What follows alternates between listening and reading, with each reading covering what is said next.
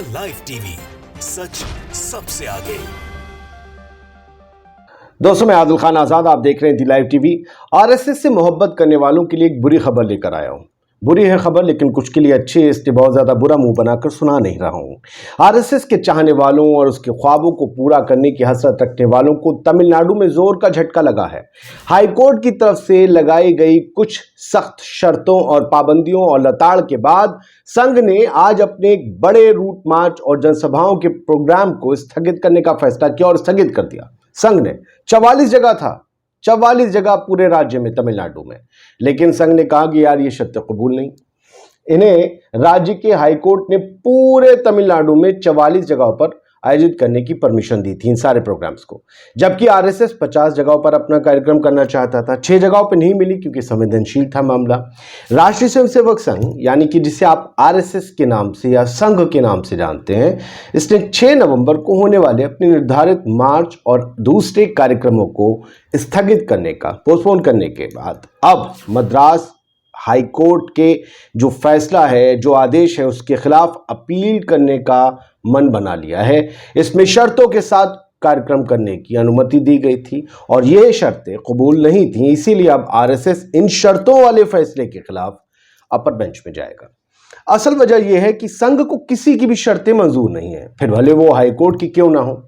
अब आप ये जानना चाहते होंगे कि आदिल मियां की कोर्ट से ऐसी क्या शर्तें लगा दी गई, ऐसी क्या पाबंदियां लगा दी गई संघ पर कि दूसरों से कोर्ट के हर फैसले का सम्मान करने की अपील करते रहने वाला आरएसएस खुद कोर्ट के खिलाफ अपर बेंच में जाने का ऐलान कर रहा है। तो जरा शर्तें फरमाइए नोश, जिसने उड़ा दिए हैं संघ के होश। एक एक करके मैं आपको बताऊंगा और हाँ, आप जो ना चाहने वाले हैं संघ को, वो बहुत खुश होंगे और कहेंगे कि जी अब आया संघ पहाड़ के नीचे। वहां जो तमिलनाडु की हाईकोर्ट की जिस बेंच में सुनवाई हो रही थी, उसके जज जीके इलांथ्रियन, इनके एक एकल पीठ यानी सिंगल जज थे उस पीठ में, उन्होंने शुक्रवार को आरएसएस को कुछ शर्तों के साथ तमिलनाडु में 6 नवंबर को रूट मार्च निकालने और 44 जगहों पर जनसभाएं करने की इजाजत दी थी। उन शर्तों में से एक शर्त यह थी कि जुलूस और जनसभाएं मैदान या स्टेडियम जैसे परिसर में आयोजित की जानी चाहिए, यानी कि इंडोर, आउटडोर या खुले में नुमाइश के साथ नहीं, सड़कों पार्कों में नहीं। जज ने यह भी कहा कि संघ के किसी भी कार्यक्रम के दौरान ना तो कोई गीत गाया जाएगा और ना ही किसी शख्स, जाति और किसी धर्म के बारे में बुरा बोला जाएगा। तो क्या हाईकोर्ट को इस बात की भनक थी कि संघ के लोगों को जातियों के बारे में और धर्म के बारे में बुरा बोलते हैं, इससे यहां माहौल बिगड़ेगा, इसलिए शर्त लगाई गई। यह शर्त तो वाकई संघ के लिए बेहद कठिन शर्त थी, इसी वजह से आगे नहीं बढ़ा जा सका।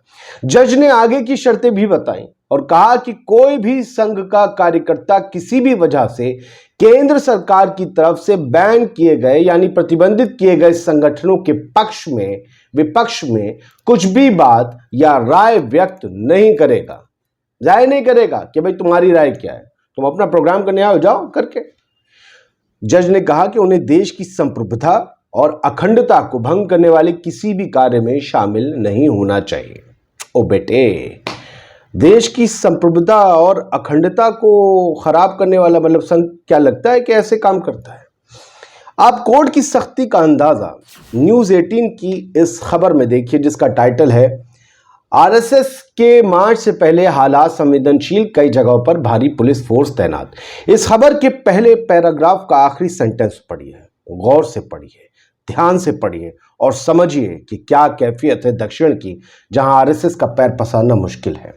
हाईकोर्ट ने अपने फैसले में लिखा है, हाईकोर्ट ने अपने फैसले में कहा था कि आरएसएस को शांतिपूर्ण तरीके से मार्च निकालना चाहिए या फिर उसके नतीजे भुगतने को तैयार रहना चाहिए, या फिर उसके नतीजे भुगतने के लिए तैयार रहना चाहिए। समझ रहे हैं ना आप दोस्तों? दक्षिण में संघ और बीजेपी के लिए यह राह कितनी मुश्किल है जिस पर वो पथ संचलन करना चाहता है। क्या वहां पर संघ का एजेंडा और संघ का विचार फैल पाएगा? पता नहीं। कुछ ट्वीट्स, कुछ हेडलाइंस। तो सबसे पहले ट्वीट की सीरीज में ट्वीट देखिए आप दिलीप मंडल साहब का, प्रोफेसर दिलीप मंडल का। वो लिखते हैं, तमिलनाडु सरकार के रुख के बाद मद्रास हाईकोर्ट का आरएसएस को आदेश, जुलूस निकालो पर बिना लाठी और हथियार। लाठी और हथियार लेकर नहीं चल सकते जो चलते हो लेकर। हथियारों की क्या नुमाइश की जरूरत है भाई, किससे डरा रहे हो? हथियार लेना है तो बॉर्डर पे चले जाओ। मोरबी में तो लाठी हथियार कुछ लेके नहीं गए जब पुल गिरा था। सुना था दुनिया में कहीं कुछ हो जाता है तो चले जाते हो। वाह जी वाह, ये हमने कहा है। रास्ता जाम नहीं करना, रास्ता जाम नहीं करना, हिदायतें दी जा रही हैं आरएसएस को। मैदान के अंदर करो जो भी करना है कार्यक्रम, खुले रोड पार्क ये सब वगैरह नहीं, और इंडोर हो तो बेहतर। राष्ट्र विरोधी गतिविधि मत करना। आरएसएस से कहा जा रहा है महान राष्ट्रवादी कथित तौर पर संगठन जो है, मैं नहीं जानता प्रामाणिकता क्या है इसलिए कथित कहूंगा, वो अपने आप को सर्टिफिकेट देते हैं, दूसरे लोग जो है उनकी राष्ट्रभक्ति पर सवाल उठाते हैं, तो मैं तो कथित ही कहूंगा जब तक प्रमाणित नहीं होता। तो राष्ट्र विरोधी गतिविधि मत करना संघ से कह रहा है कोर्ट बनिस्बत, या यूं कहें कि बजरिया दिलीप मंडल साहब, इनके जरिए से मैं ये न्यूज़ जो सुना रहा हूँ। जाति धर्म के नारे नहीं लगेंगे, मैं तो पढ़ के सुना चुका हूँ, खबर में भी यही था आपको। आरएसएस कहता है कि फिर हम जुलूस ही नहीं निकालेंगे, हम खेल ही नहीं रहे, इतनी पाबंदी लगा दो हम कहाँ खेलेंगे, हमारा मैदान छोटा कर दिया। तो एमके स्टालिन जो है तमिलनाडु के मुख्यमंत्री, उनको दिलीप मंडल शुक्रिया बोल रहे हैं। एमके स्टालिन ही सबसे पहले हाई कोर्ट में गए थे कि भैया ये माहौल बिगाड़ देंगे मेरे राज्य का, इन्हें इधर मत फैलने दो।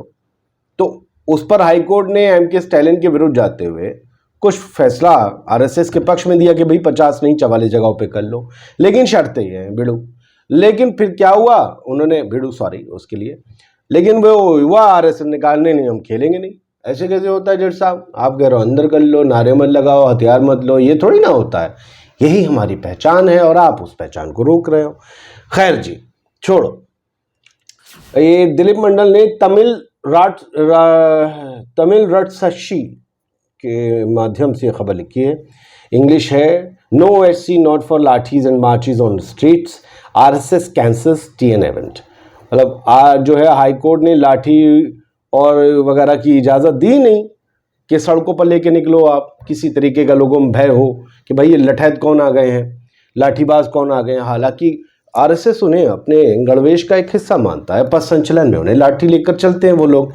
लेकिन मैं सोचता हूँ एक सभ्य समाज में लाठी के जरिए क्या संदेश देने की कोशिश हो रही है। अब देख लीजिए हम बजरंग दल वगैरह, वो लोग जो है सीखते हैं, मतलब लठ लेके चल देते हैं और कुछ बात ही नहीं है। अपने ही लोगों के बारे में, अपने ही लोगों को लाठियों से पीटने लगते हैं और पुलिस पर ऐसे लगता है कि धिक्कार भेजना चाहिए कि आप लोगों के होते हो, पुलिस के रहते हो, कोई मोरल पुलिसिंग कैसे कर रहा है। बहुत से लोग, कुछ भगवा संगठनों के, कुछ अदर संगठनों के, ऐसे लगता है कि तालिबानी राज चला रहे हैं, अलग से ही उनका इंसाफ होता है। तो खैर, इसके अलावा द वायर ने भी ट्वीट किया, तमिलनाडु लाठी के साथ मार्च की अनुमति नहीं जैसे कोर्ट की शर्तों के बाद संघ ने आयोजन ही रद्द कर दिया। न्यूज़ और कामी, I don't know what is this, ये लिखते हैं, ट्वीट करते हैं, उच्च न्यायालय की शर्तों के खिलाफ अपील करने के लिए आरएसएस ने तमिलनाडु का मार्च रद्द किया।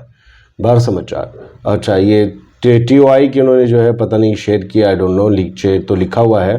अब हेडलाइंस हैं कुछ की। तमिलनाडु न्यूज़ 18 कहता है कि हाईकोर्ट के फैसले को चुनौती देगा आरएसएस, जुलूस और रैली का प्रोग्राम टैला।